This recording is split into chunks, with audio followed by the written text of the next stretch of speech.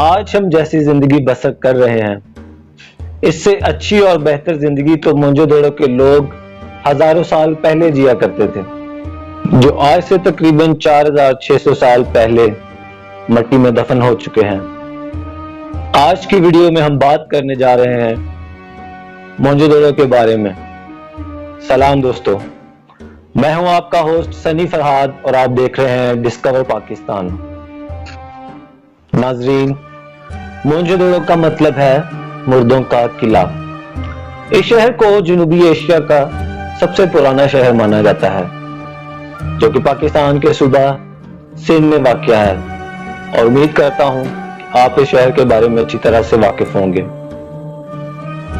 دوستو، اس شہر کی شہرت کی وجہ اس کا بہت زیادہ پرانا ہونا نہیں ہے، بلکہ اصل چیز تو یہ ہے کہ اس شہر کو ہزاروں سال پہلے اتنے جدید طریقہ کار سے بنایا گیا تھا جس کو دیکھتے ہوئے ماہرین کی عقل دنگ رہ جاتی ہے۔ پاکستان کے صوبہ سندھ میں 4600 سال پہلے یہ شہر معاصر وجود میں آیا۔ کھدائی کے بعد لوگوں کو پتہ چلا کہ اس شہر میں بڑی بڑی عمارتیں، پکی اینٹوں کے گھر اور اس کے علاوہ مٹی اور دھاتوں کے بنے برتن اور بہت سی چیزیں ملی جو کہ آج کے انسان کو حیران کر دیتی ہیں۔ تو دوستو، اس سے پتہ چلتا ہے کہ یہاں کبھی بہت ہی عالی شان اور جدید سہولیات سے آراستہ ایک شہر آباد ہوا کرتا تھا۔ حیران کن بات تو یہ ہے کہ 4600 سال پہلے یہ لوگ ہماری طرح پکی اینٹ کے گھروں میں رہتے تھے، کھیتی باڑی بھی کیا کرتے تھے۔ مٹی کے نیچے دبے اس شہر اور اس سے جڑے رازوں کو جاننے کے لیے بہت سے لوگ تجسس میں مبتلا ہیں، اور اسی لیے اس شہر پر کئی دفعہ کھدائی کا کام شروع ہی ہوا اور پھر بند ہو گیا۔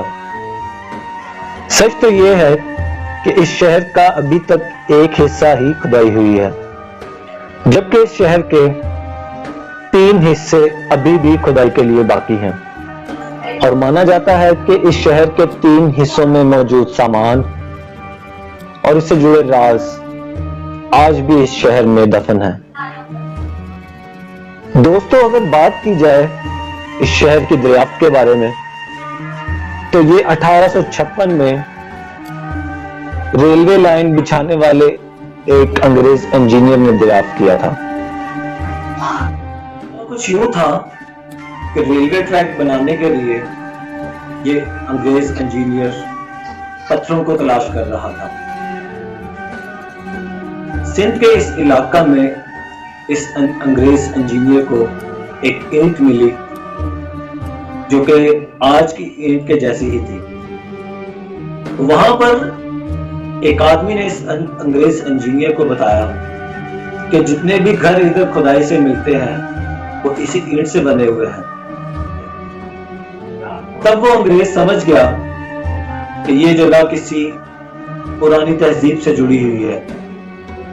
جب یہ تہذیب اپنے عروج پر تھی تو مصر کی تہذیب بھی اپنے عروج پر تھی،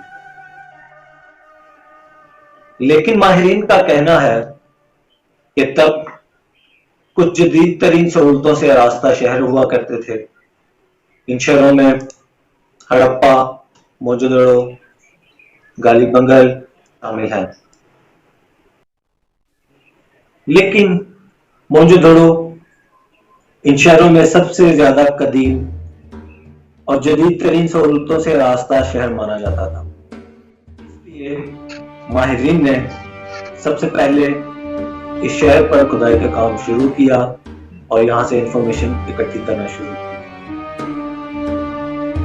اور اس شہر کے بعد ہڑپا ایک ایسا شہر تھا جس کو جدید ترین طرز و تعمیر پر بنایا گیا تھا۔ اس شہر کے ڈھانچے کو دیکھ کر آج بھی لگتا ہے جیسے اس شہر کو کسی قابل ترین سول انجینئر نے بنایا ہوگا۔ یہ شہر کیوں دفن ہو گیا؟ ماہرین اس کے بارے میں کچھ واضح طور پر نہیں جانتے، لیکن کچھ ماہرین کہتے ہیں کہ دریا سندھ کے رخ کی تبدیلی، کوئی سیلاب یا کوئی زلزلہ اس شہر کو دفن کرنے کی وجہ بنا ہوگا۔ دوستو، اس شہر میں رہنے والوں کا تو نہیں پتا، لیکن یہ کہ اس شہر کو دیکھ کے لگتا ہے کہ یہ شہر پوری پلاننگ کے تحت تعمیر کیا گیا تھا۔ اس کے ساتھ ساتھ یہ بھی پتا چلتا ہے کہ یہ لوگ 3 منزل اونچے گھروں میں رہتے تھے جو کہ اینٹوں سے بنے ہوئے تھے، اور اس کے علاوہ یہاں واش روم بھی تھے اور پانی کے نکاس کے لیے جدید ترین سیور سسٹم بھی تھا۔ ایک سے پتا چلتا ہے کہ دنیا کی پہلی نالی کی ایجاد اسی تہذیب سے ہوئی تھی۔ دوستو، بر صغیر میں موہنجودڑو کی کھدائی کا کام 1922 میں شروع ہوا۔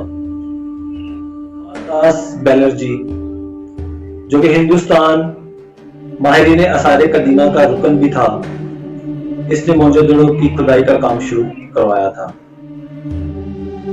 اس کو گوتم بدھ کی مورتی کا سر سب سے پہلے دکھائی دیا، اور اسے اور اس کی ٹیم کو یہ چیز دیکھ کر ان کا تجسس اور زیادہ بڑھ گیا، اور ان کو یقین ہو گیا کہ اس جگہ میں تاریخ کے بہت سے راز دفن ہیں۔ 65 تک مختلف ماہرین کے زیر سرپرستی اس شہر کی کھدائی کا کام چلتا رہا، لیکن اس کے بعد اس کی کھدائی کا کام رکوا دیا گیا، کیونکہ اس کی کھدائی سے اس شہر کے ڈھانچے کو نقصان ہو رہا تھا۔ اسی طرح سے دریافت ہونے والی مختلف چیزوں سے یہ بھی پتہ چلتا ہے کہ یہ لوگ پیمائش کے لیے، ناپ تول کے لیے آج کی طرح آلے استعمال کرتے تھے، اور جو ان کے اس وقت گھر بنانے کے لیے استعمال کی جاتی تھی وہ ایک ہی سائز اور ایک ہی وزن کی تھی۔ گانے بجانے اور کھیل کود کے شوقین بھی تھے، اور ان لوگوں نے میوزک انسٹرومنٹس اور کھلونے بھی بنا رکھے تھے۔ کھدائی کے دوران ملنے والے دانتوں میں کچھ دانت نکلی بھی تھے، جس سے پتا چلتا ہے کہ اس تہذیب کے ڈاکٹر بھی ہوا کرتے تھے۔ اس کے دوران لڑکیوں کے گہنے، کاٹن کے کپڑے اور اس کے علاوہ برتن، ہتھیار اور کئی ایسی چیزیں ملی ہیں جو کہ آج بھی مختلف ملکوں کے میوزیم میں رکھی گئی ہیں۔ کچھ گنتی کے جیسے حروف بھی ملتے ہیں، جس سے پتا چلتا ہے کہ یہ لوگ پڑھنا لکھنا بھی جانتے تھے۔ تو ناظرین، یہ تھی کچھ انفارمیشن موہنجودڑو شہر اور اس میں رہنے والے لوگوں کے بارے میں۔ اس شہر کے بارے میں آج بھی کچھ ماہرین اس تحقیق میں لگے ہوئے ہیں کہ کیسے ہزاروں سال پہلے یہ لوگ جدید ترین سہولتوں سے آراستہ شہر میں بس رہے تھے، اور کیسے یہ شہر بعد میں دفن ہوا۔ امید کرتا ہوں آج کی ویڈیو آپ کو پسند آئی ہوگی۔ اگر آپ کو میری ویڈیو پسند آئی ہے تو ہمارے چینل کو سبسکرائب کر دیں اور ساتھ بنا گھنٹی کا بٹن بھی دبا دیں، تاکہ آگے آنے والی انفارمیٹیو ویڈیوز کی نوٹیفیکیشن آپ کو مل سکے۔ اجازت دیجیے اپنے ہوسٹ سنی فرحات کو۔